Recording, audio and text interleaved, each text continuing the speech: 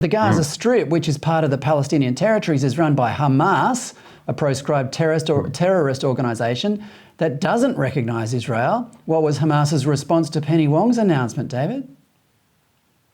Well, here we have another precedent. I think it is the first time ever that a proscribed terrorist organisation has praised an Australian policy change. And if you needed an indicator of whether you're on the correct side or not, that's a pretty powerful indicator that you're on the wrong side. Hamas, in its charter, essentially calls for the elimination of Israel. So it's a terrible situation that Australia should be notionally in bed with such an organisation from a policy perspective.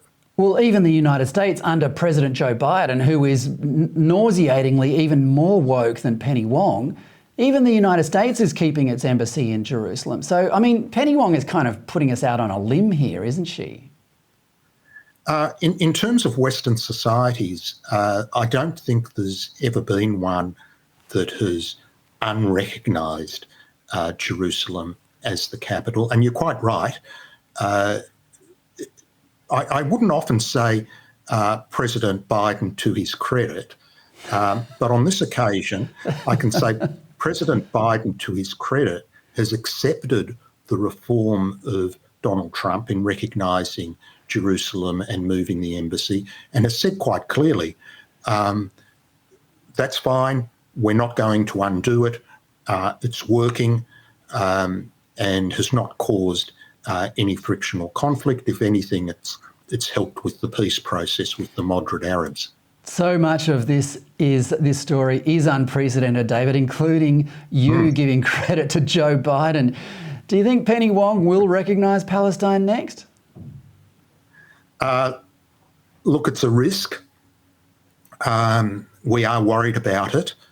And one of the interesting things is that it was put into the Labor Party platform, I think, in March last year. And there were a couple of moderate voices at the conference, which was held as a virtual conference online because we were in the middle of the pandemic last year. One of those moderate voices was Michael Danby. Michael was a member of Parliament for a Jewish area in Melbourne, and he wanted an opportunity to speak at the conference. He wanted not to reject the motion, but to modify it with conditions. So, for example, that before recognising a state of Palestine, the Palestinian Authority would have to disavow terrorism and stop paying terrorists, conditions like that. He was gagged. He was not allowed to speak. So the current Labor Party platform has unconditional recognition of a state of Palestine, even if it continues to be a jihadist program, which involves training kids to be terrorists and then paying terrorists or firing rockets or whatever. It's a very ugly situation. It's an ugly policy for a democracy to have. Well, let's